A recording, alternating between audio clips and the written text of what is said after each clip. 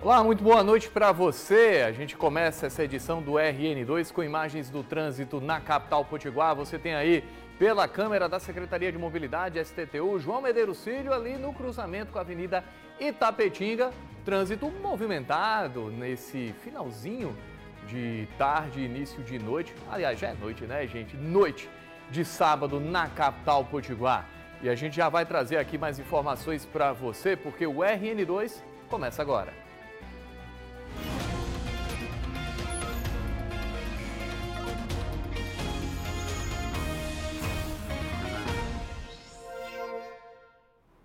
E a primeira informação é muito importante para quem usa o transporte público intermunicipal entre as cidades aqui do estado. Pode preparar o bolso, porque a partir de amanhã a passagem do transporte intermunicipal vai ficar mais cara. Encostada em uma grade, buscando sombra de uma árvore, Irês esperava em Natal o ônibus para Macaíba. Ela diz que está acostumada com a demora no serviço, mas demonstrou surpresa ao saber que a tarifa do transporte metropolitano e intermunicipal ficará mais cara a partir de amanhã. Como a senhora avalia esse aumento? Um abuso. Por quê? Porque os ônibus não prestam. Demora demais. Irês, que pagava R$ 4,45 na passagem, vai passar a pagar R$ 4,85 a partir deste domingo, um aumento de 40 centavos, já que o reajuste aprovado pelo governo do estado foi de 8,74%. A informação foi publicada na edição de hoje do Diário Oficial do Estado. Com esse aumento, a senhora vai fazer o quê? Viajar menos agora. Me pegou de surpresa. O governo do RN informou que desde dezembro de 2018 que a tarifa não sofria reajuste. Informação confrontada por essa passageira. Ano passado eles fizeram um reajuste. A passagem para onde eu vou era R$ 16 e agora está 18. É justo para o serviço ofertado? Eu acho que não. De acordo com o Departamento de Estradas de Rodagem do RN, um estudo realizado pela Fundação de Amparo e Promoção da Ciência, Tecnologia e Inovação do RN apontou que há uma defasagem de 50,42% no valor das tarifas dos transportes intermunicipais. Segundo o DER, foi avaliado que o reajuste seria necessário para evitar um colapso do sistema. Para chegar a esse resultado, foi calculado o custo de operação das empresas. Elas alegam que tiveram reajustes em itens importantes, como por exemplo o combustível, que aumentou 97% desde 2018. Pagamento de pessoal, 27%.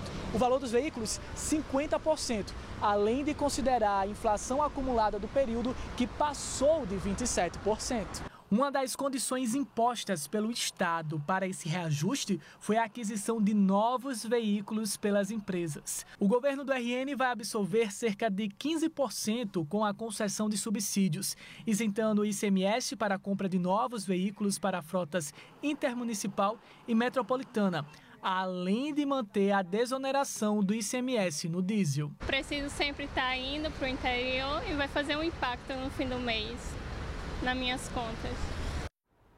Lembrando que esse reajuste nas tarifas intermunicipais, no transporte intermunicipal, começa a valer a partir de amanhã. E o fim de semana será de chuvas, tem alerta de chuva para todo o Rio Grande do Norte. O Sérgio Henrique Santos vai trazer mais detalhes para a gente aqui ao vivo. Fala, Sérgio, boa noite. Oi, Murilo, boa noite para você, boa noite, Rio Grande do Norte. Esse alerta foi feito pela Defesa Civil aqui do estado, a previsão de chuvas intensas ao longo de todo o fim de semana. O alerta começou, a validade desse alerta começou na noite de sexta-feira e é válido até amanhã de segunda-feira, ou seja, ao longo de todo o fim de semana, a previsão é de chuvas, especialmente à noite.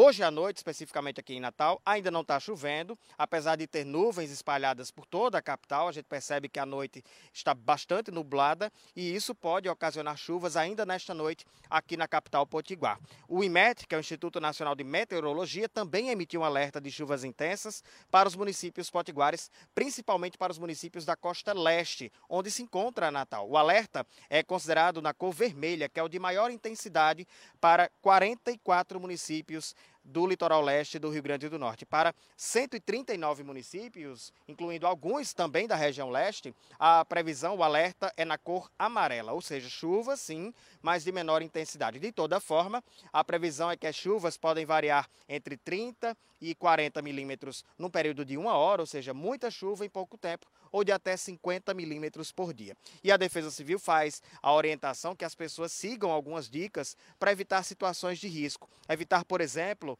se expor em tempestades, em situações de chuvas mais intensas, ou perceber como está o comportamento se a pessoa mora numa área que tem encostas. A orientação é válida para aquelas pessoas, por exemplo, não ficarem embaixo de árvores. Se a pessoa está dentro de um veículo, evitar também estacionar embaixo de árvores ou próximo a placas de publicidade.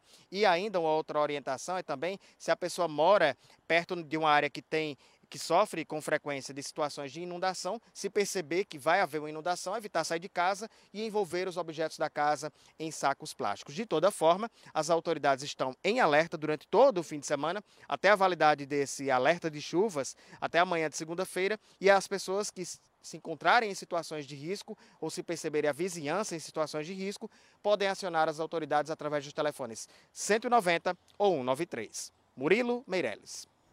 Sérgio Henrique Santos, obrigado pelas informações. No mais, muita atenção, muito cuidado e, se precisar, chamar as autoridades.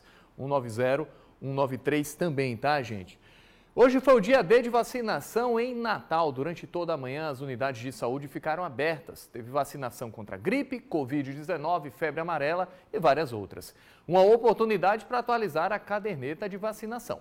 Salvador, com SD? Sem vacina não dá. Simbora se vacinar, minha gente! E hoje é um dia ideal para isso, porque neste sábado acontece o dia D de vacinação na capital potiguar. São imunizantes contra Covid, gripe, meningites, hepatites, varicela, catapora e entre outras doenças que já sabemos como combater através das vacinas. E o público-alvo é bem significativo, vai desde quem tem meses até longos anos. Apesar do entusiasmo dessa turma, os pontos de vacinação na capital amanheceram com pouco movimento.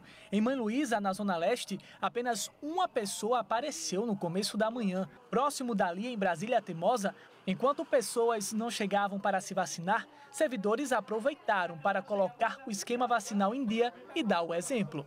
A gente está num período que geralmente acontecem as doenças respiratórias. É muito importante que a gente mantenha o calendário vacinal em dia. Durante nosso giro por unidades básicas de saúde, a de Candelária, na Zona Sul, chamou a atenção porque apresentou um cenário diferente. Ainda na primeira hora de atendimento, uma fila foi formada. Aqui ainda tem pouca gente.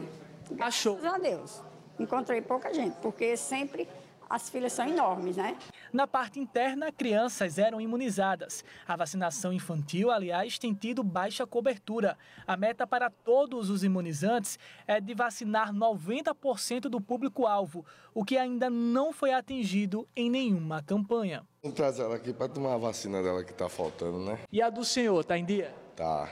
A procura muito diminuída está no público infantil. O público infantil, a gente tem que entender que hoje, para diminuir a perda, a gente colocou dias específicos nas unidades, mas o sábado é o dia que todo pai, toda mãe, todo responsável pode vir garantir esse momento de proteção à criança. Os pontos extras que fecham daqui a pouco, às 8 da noite, e fica essa informação, é daqui a pouquinho mesmo, tá, gente? Se você perdeu o dia D, você tem como prioridade aí, se tiver na sua hora, você pode já tomar a vacina na próxima semana, a partir da segunda-feira. Nós já estamos vendo alguns casos de gripe. Se você faz parte do grupo prioritário, garante a sua dose aí para você se preservar e preservar também quem está ao redor. Cerca de 1.500 animais estão participando da exposição agropecuária de Currais Novos. A Expo Novos está movimentando a cidade e a região com um torneio leiteiro, julgamentos, leilões e shows. O evento vai até amanhã. Novos, que existe desde o ano de 1998 em Currais Novos, abre o calendário de exposições agropecuárias em todo o estado. Em 4 dias de evento, a Expo Novos 2023 promete movimentar aí mais de 3 milhões de reais em negócios e reunir 1.500 animais aqui no Parque de Exposição José Bezerra de Araújo. Na programação, é possível encontrar julgamentos, exposições, dentre elas de animais e o comércio das mais diversas raças. Uma forma da gente desenvolver a nossa caprino-ovinocultura, né, disseminar genética para o nosso Nordeste, para o nosso país. Animais da raça Guzerá, criados em Jardim do Seridó, trouxeram brilho ao evento. Vem várias raças, né? Mas para melhorar o plantel, fica melhor, né? O evento, além de fortalecer a economia do Seridó e do estado, gera entretenimento para as famílias. Experimentar essa realidade do contato, da proximidade com os animais. E a gente continua falando das coisas do campo, das riquezas do interior. O Ayrton Freire conta pra gente os destaques do InterTV Rural de amanhã. Pessoal, amanhã o InterTV Rural vai mostrar a fartura de água que invadiu o sertão. Tem sangria, tem plantio, tem gente feliz. Dá só uma olhada no que a gente está preparando. Nós vamos mostrar a sangria da barragem de Umari, em Upanema, que é o terceiro maior reservatório do estado, que começou a transbordar no último final de semana. Na cidade de Apodi, a barragem de Santa Cruz bebeu água, como a gente diz. E a comunidade, obviamente, está feliz da vida. E ainda a transformação que a chuva promove e que pode ser vista em uma simples imagem. Em Triunfo Potiguar, um professor registrou a paisagem modificada, o cinza que deu lugar ao verde. E aproveitando as chuvas, os pequenos produtores ainda estão iniciando os plantios. Depois do atraso na entrega das sementes do governo do estado, elas começaram a chegar e o pessoal já começou a plantar. No quadro Bom Que Só, um assado de sobrecoxa de frango com macaxeira. Você não pode perder, é amanhã, bem cedinho, logo depois da Santa Missa. Eu estou aqui esperando por vocês. Até mais ver. Tá imperdível sim, com certeza, tá? E em Mossoró, a Câmara de Vereadores debateu ontem sobre a construção do Santuário de Santa Luzia. Participaram da audiência diversas autoridades políticas e religiosas. A obra é apartidária e foi uma iniciativa do presidente da Casa, Laurêncio Amorim, que contou com o apoio da bancada da oposição e da situação. Nesse primeiro momento, a reunião foi realizada para se discutir a viabilidade e importância da obra para o fomento do turismo religioso e econômico na cidade de Mossoró. O santuário ainda não tem projeto, local definido para a construção e ainda não tem nenhuma previsão orçamentária. O deputado Tomba Farias, do PSDB, foi convidado para falar sobre o projeto do monumento dedicado a Santa Rita de Cássia, que foi construído na cidade de Santa Cruz, no interior do estado. Foi um projeto que mudou a história da cidade de Santa Cruz, em todos os sentidos, na geração de emprego, de renda, de crescimento da cidade. Outros deputados do Rio Grande do Norte destacaram a importância da construção do santuário. Dentre eles, o deputado Luiz Eduardo do Solidariedade, que é presidente da Frente Parlamentar do Turismo na Assembleia Legislativa. O turismo é, de fato, a maior cadeia produtiva do nosso estado, a maior geradora de emprego. E, junto com isso, traz o crescimento. Né? Mossoró recebe todo ano, fruto do GEVOT de Santa Luzia, mais de 2 milhões de pessoas. Você imagine essas pessoas estarem aqui de forma perene durante todo o ano. Um projeto que envolve muitos recursos, os deputados e senadores nas suas instâncias serão convocados a alocar recursos de emendas. A expectativa é de que a obra sirva de incentivo para o comércio local, bem como movimente toda uma cadeia de pequenas, médias e grandes empresas. Você precisa de hospedagem, você precisa de alimentação, você precisa de transporte, você precisa de estruturação de outras rotas turísticas que se consolide junto a esse projeto. Então é a movimentação de uma cadeia turística ampla. Nessa primeira reunião foi debatida a viabilidade e a importância da obra para o fomento do turismo religioso e econômico na cidade de Mossoró. A partir dessa audiência pública se forma uma comissão, obviamente com a presença da Diocese de Mossoró, que é fundamental nesse processo, para definir justamente local, projeto, orçamento e para que a gente possa ir com esse projeto na mão buscar os recursos necessários. Você viu aí que ainda não existe cronograma, muito menos prazos, nem recursos, dinheiro para esse projeto, mas a certeza de praticamente todo mundo envolvido na discussão da importância econômica do turismo religioso também para Mossoró, algo que já está dando muito certo no município de Santa Cruz, por exemplo. E olha, donos de pousadas em Ponta Negra, em Natal, denunciaram à polícia que um homem estaria se hospedando nos estabelecimentos e saindo sem pagar. Como pista, os proprietários disseram que ele sempre carregava um saco preto. E hoje à tarde a polícia conseguiu localizar o homem depois dele dar entrada em mais uma pousada. Ele foi levado para a delegacia. Mochila abandonada com algumas peças de roupa num quarto de uma pousada. Esta foi a pista inicial que ajudou a polícia a localizar este homem com um saco preto, circulando pelas ruas de Ponta Negra, na zona sul de Natal. O homem, que se hospedou em pelo menos 2 pousadas de Ponta Negra em 2 semanas, costumava sair sem pagar, segundo relatos de donos de pousadas. Ao deixar a mochila, o homem dava a entender que voltaria. Ele chegou informando que era da empresa tal, essa suposta empresa que ia realizar o pagamento até mesmo naquele dia. E aí foi essa mesma conversa durante o passado dias, enfim, mas quando chegou agora no último dia 14, ele estava para fazer o check-out e disse que até o meio-dia a empresa faria o pagamento, né? Nós chegamos também a ligar para essa empresa, nos informaram que essa empresa foi encerrada no início desse ano, 2023, e que esse rapaz nunca existiu, ou melhor, nunca trabalhou lá, né? Saiu com a dívida de quanto? De aproximadamente R$ 1.350. O homem procurou outras hospedarias. Após fazer check-out em uma pousada na rua Cabo de São Roque, ele saiu e prometeu que pagaria a diária dias depois. A administradora relatou por telefone. Saiu sem pagar. Ficou de me pagar hoje às 19 horas da noite, que ele vai fazer uma transferência do PIX. Que pensa que eu acredito em conta de fada. Né? Ele entrou aqui ontem por volta de meio-dia e 15 da tarde e saiu agora às 15h30 mais ou menos. Após registro de boletim de ocorrência na polícia, o homem do saco preto passou a ser procurado. Neste fim de semana, flagramos ele circulando pelas ruas de Ponta Negra em busca de mais uma pousada para se hospedar. A pé, sempre com a sacola preta, o homem andou vários quarteirões. Seguiu em direção à Praça Henrique Carlone e depois pela Rota do Sol. Ele também foi visto na rua Senador Teotônio Vilela. O destino era uma pousada na rua Poeta Jorge Fernandes, no conjunto Alagamar. E agora a gente acompanha aqui o trabalho da Polícia Militar, os policiais militares dessa viatura, uma viatura do 5º Batalhão da PM.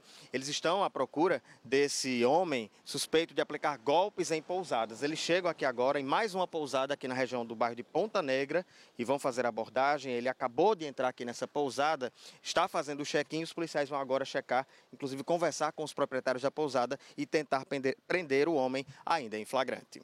Ao ser abordado, o homem disse aos policiais que pagaria as dívidas nas pousadas nos próximos dias. Ele foi levado pela viatura na condição de conduzido para a averiguação, no intuito de prestar esclarecimentos em uma delegacia de polícia.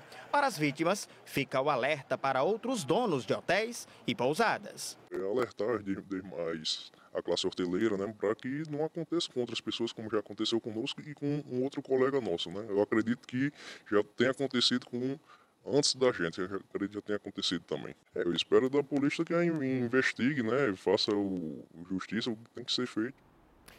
E agora vamos aos destaques do Fantástico. Domingo no Fantástico. A gente todo dia acordava com uma ameaça de corte de recursos para as universidades. Então a gente chegava aqui e não sabia se ia ter luz para os equipamentos funcionarem. Como é que anda a ciência brasileira, a pesquisa brasileira, nos laboratórios e em campo, como aqui na Amazônia? A gente está rodando o país para mostrar o que restou da atividade científica, depois de 4 anos de um governo que não gostava da ciência. Esse tempo dá para ser recuperado? Fomos resilientes, mas não sabemos até que ponto nós vamos conseguir suportar mais tempo se não houver uma mudança drástica. Nós temos que ser capazes de reconstruir uma série de instituições ou até mesmo de hábitos que foram detonados. Mas depois do Domingão com o Hulk, você vai ver. Tá Tá aí, gente. E olha o assunto muito importante que a gente vai abordar agora também. Estamos em abril, mês de conscientização da causa autista. E para chamar a atenção para a importância desse tema, um grupo de mães, juntamente com professores, servidores e alunos de uma escola estadual, a Aldo Fernandes de Melo, que fica no bairro Lagoa Azul, em Natal, realizaram hoje à tarde a segunda caminhada de conscientização do autismo pelas ruas da zona norte da capital. Mães e apoiadores da causa participaram do evento que terminou no ginásio Nélio Dias. Uma dessas mães recebeu ontem o laudo de confirmação do diagnóstico do filho e nós conversamos com ela. É a Elaine Silva. O Jonathan, ele tem 1 ano e 9 meses, comecei a desconfiar e ontem a gente recebeu o laudo, né? Então hoje posso dizer que meu filho é autista. Como é que você recebeu, assim, como mãe, como é que foi para você? Foi muito difícil, porque eu sentia como mãe, né, que meu filho era autista, mas no fundo eu ainda tinha uma esperança que não fosse, né? E nessa esperança existia o medo que os médicos não diagnosticassem, meu filho não recebesse a devida ajuda, né? Que é as terapias, a inclusão. E não é fácil, não é fácil. A gente imagina mesmo que não é nada fácil, mas com o apoio de outras mães, da família e das terapias, os avanços vão acontecendo. E olha só, gente, informação aqui para você que gosta de esporte, mas esse aqui é um pouquinho diferente, tá? É o futebol de mesa, com direito a campeonato que acontece em Natal. Olha aí. Um lado, os 3 troféus que premiarão os vencedores amanhã. Do outro, a concentração dos jogadores durante a partida na primeira etapa do campeonato de fute-mesa. Cada jogo tem 50 minutos de duração, divididos em 2 tempos de 25. Antes da partida começar, os competidores fazem o primeiro ritual. Limpam os botões para tirar os resíduos e organizam cada um dos jogadores em seus respectivos lugares na mesa, que representa o campo de futebol. A outra equipe concorrente faz o mesmo ritual. Em seguida, iniciam a partida. O futebol de mesa, ele é um misto de xadrez, o jogo de xadrez, com o jogo de futebol. Porque o xadrez vem que a gente precisa ter a cabeça muito boa, né? Você tem uma linha de raciocínio grande para poder jogar esse esporte e a habilidade com as mãos para poder desenvolver os movimentos que o esporte necessita. Deroci Fernandes tem 45 anos de experiência no fute-mesa. Só nessa primeira etapa do campeonato foram 3 gols numa rodada e uma equipe vencida. Ele faz parte do atual time campeão do estado. O futebol de botões está presente na maior parte da vida desses jogadores apaixonados. Robério tem o esporte como um hobby. Desde a adolescência joga o fute-mesa e durante esse tempo já foram 6 campeonatos disputados em diversos estados do Brasil. Comecei jogando como todo adolescente da minha geração e depois tive uma parada, passei um bom tempo sem jogar. Aí, posteriormente, já morando em Natal, eu sou de Caicó, mas já morando em Natal, um colega de trabalho que também pratica o fute-mesa me convidou. Aí voltou toda aquela emoção do tempo de adolescente, de criança, e eu resolvi voltar. Aqui no Rio Grande do Norte nós temos 6 clubes, né? Temos um de Acari e 5 clubes que são aqui de Natal. Esses clubes contam aí com seus associados, né? Que vai de 30 até alguns casos 50, 60 pessoas jogando. A disputa conta com a participação de 75 botonistas de 6 associações filiadas à Federação Potiguar da modalidade. A competição valerá vaga para o Campeonato Brasileiro de Clubes, que acontece em João Pessoa no mês de junho. Tá aí, boa sorte, né? Vitória aí para os jogadores potiguares. Antes de terminar essa edição aqui do RN2, vamos dar uma olhadinha no trânsito na capital nessa noite de sábado. Você está acompanhando com a gente aí, imagens ao vivo pela câmera da Secretaria de Mobilidade de Natal, descida do viaduto da Urbana, tá? A câmera agora fechou a imagem exatamente naquele acesso da Avenida Mário Negócio. Trânsito tranquilo aí, sem problema para o motorista. Bastante calma aí nessa noite de sábado. Essa sirene aí, essas luzes aí, intermitentes que você está vendo, são de uma viatura da Força Nacional de Segurança Pública, os agentes que foram trazidos para o Rio Grande do Norte durante os ataques de março, inclusive foi aprovado aí que eles devem permanecer por mais 30 dias aqui no Rio Grande do Norte, reforçando a segurança. E agora as imagens aí pela nossa câmera panorâmica, nuvem bastante pesada no horizonte, tem alerta aí, tá, gente, de chuvas mais intensas para todo o estado. Para você, uma ótima noite, um ótimo restinho de fim de semana e a gente se encontra na segunda-feira no RN1. Até mais!